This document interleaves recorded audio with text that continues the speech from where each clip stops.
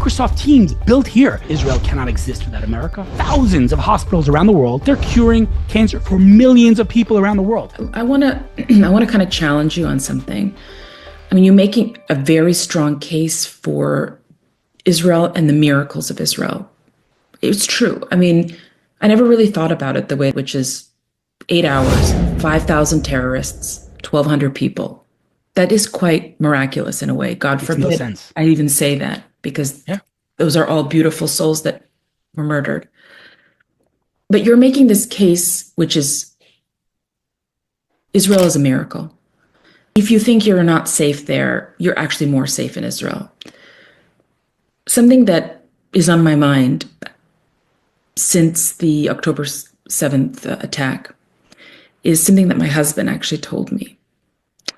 Do you really think Israel is a sovereign country? No. He says Israel is a client state of the United States of America. If the United States of America no longer supports Israel financially or militarily, there will not be an Israel. And when he said that, my heart dipped. I don't agree with him. You know, people are always saying it here in the United States of America, the Jewish community is saying we need to stop. Israel needs to stop relying on the United States of America. So I just wanted to get your take on that perspective. What do you say to them when someone like my husband says Israel's really a client state? I'm sure your husband's a very brilliant man, but it's not. I don't have to answer him because the ambassador, the United States ambassador to Israel, answered him, and I will send you what he wrote. But he said to me personally, I sat with him one-on-one, Ambassador Huckabee, and we were talking about many things. And one of the things he said is, in the relationship between Israel and America, America's on the receiving end. That's what he told me. And I'll send you all the information of what America receives from Israel, what Israel receives from America. It's not even close. It's not even close.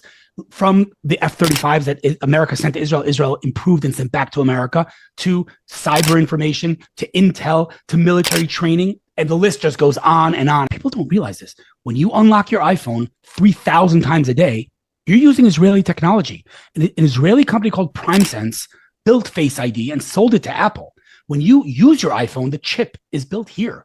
Okay. When you Google something and it says, did you mean this? That's built here. Android built here. Microsoft Teams built here. So yes, America gives Israel billions of dollars in foreign aid, which, by the way, Israel then has to spend on American products, something that many people don't realize. So I understand why people have that opinion, but it's not true. So you don't actually believe that Israel, it needs America. You think it's the complete opposite.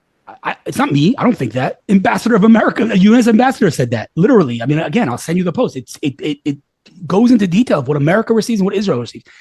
America's on the receiving end here. I love the West. I love America. It's great.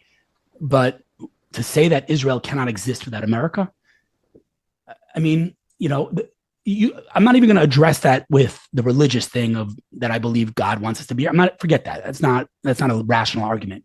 It's just not economically, like, it's just not true. Look at Israel's GDP. Look what Israel, produces on a daily basis. And like you talk about, I'll tell you a story. So I had the opportunity to interview a man named Dr. Rick Klausner. Dr. Rick Klausner was the director of the National Cancer Institute of America. He was the guy that every U.S. president came to with a blank check and said, here, cure cancer. He managed more cancer research money than anyone in the world. Okay. He ended up leaving the Cancer Institute and joined an Israeli company as chairman. And I interviewed him. I said to him, Dr. Klausner, we have AI, we have drones, we have self-driving cars, we have all this incredible technology. Why are people still dying of cancer? Why have we not cracked cancer? And I expected him to say, every cancer is different and you can't just cure cancer. It doesn't work that way. And that's not what he said to me. He said, we have. I said, what do you mean we have? He said, we have finally, after 100 years of research, figured out a way to take a person's immune system and pull it back to attack the cancer and cure cancer. Tell me more about this. And he went down a list of about, 20 to 30 of the world's leading treatments and cures of cancer. Out of the 20 or 30 of them, 20 or 30 of them were developed in Israel. Okay. On a list of 20 of the leading cancer treatments in the world, all of them. This was developed in the Technion. This was developed in Hebrew U. This was developed in Bar Ilan. All of them, every single one of them. Okay. What Israel does for America and for the world is infinitely more significant than the $3.5 billion of foreign aid that America provides Israel. But I'll just give you one example. Okay. There are types of cancer that are extremely curable. like cervical cancer. Okay. If you get cervical cancer detected doesn't even have to be early. It's like 95% treatable. Okay. Very, very curable. So then why are people dying of cervical cancer?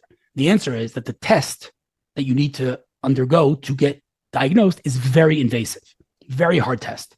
And so women don't get tested. That's the reality. Comes along an Israeli entrepreneur and says, that is unacceptable. That is unacceptable. I can't cure pancreatic, but if something's curable and the only reason people are dying is because they don't get tested, we need to fix that. And so he built a company called Mobile ODT that takes cutting edge light technology that uses an iPhone or an Android phone. It shines a light on the patient with zero physical contact and detects cervical cancer. And they're deploying this solution to thousands of hospitals around the world, saving millions of lives. You never even heard of this company. No. 10 out of 10 people you ask, what's Mobile ODT? No clue. But they're curing cancer for millions of people around the world. So is that more valuable, or is $3.5 billion more valuable? Israel's shipping and exporting world-leading innovation, not to mention cyber intel, all that stuff, to America, and America's on the receiving end. So yes, Israel needs money to fight its war. But this isn't a one-way relationship that America is giving Israel what it deserves for the incredible amount of innovation that Israel exports to America. That's the reality from the mouth of the U.S. ambassador, not mine. I love how through all this conversation, you know what keeps on, I don't know if you're doing this intentionally or unintentionally, but whenever you speak about Israel, you keep on bringing it back to the light. We are the light, we are the light, we are the light. And it's very powerful. It reminds me of Arthur Miller had a play that he wrote in the 90s called Broken Glass. And in the play, there's this man who's handicapped, and somebody approaches him and says something terrible about the Holocaust, some sort of form of denial. And he screams and he says, "Don't you understand, when the last Jew dies, the light of the world will go out?" And I desperately believe that. I believe that God needs the Jewish people. The Jewish people need God. When there are no longer Jewish people on earth, there will be no world. So I don't know why you call that belief. Just erase Jews from the world. Just imagine a world without Jews. Just imagine a world without Einstein. Yeah. I mean, basically, not any. There are some people obviously who impacted the world who aren't Jewish, but you look at across all, areas of life, from science, it doesn't make a difference. Again, take anything, take entertainment, take sport, anything. Jews are leading the way, right? So you don't have to believe what would happen if there were no Jews in the world. We know what would happen, because just take all of those things that were invented, but take all the Nobel Prizes, take all of the things that the Jews brought to the world and extract them, delete them. What would the world look like? Absolutely. Like, people don't, it's just Israel. And that's not just Israel, by the way, it's the Jewish people, have brought light into the world.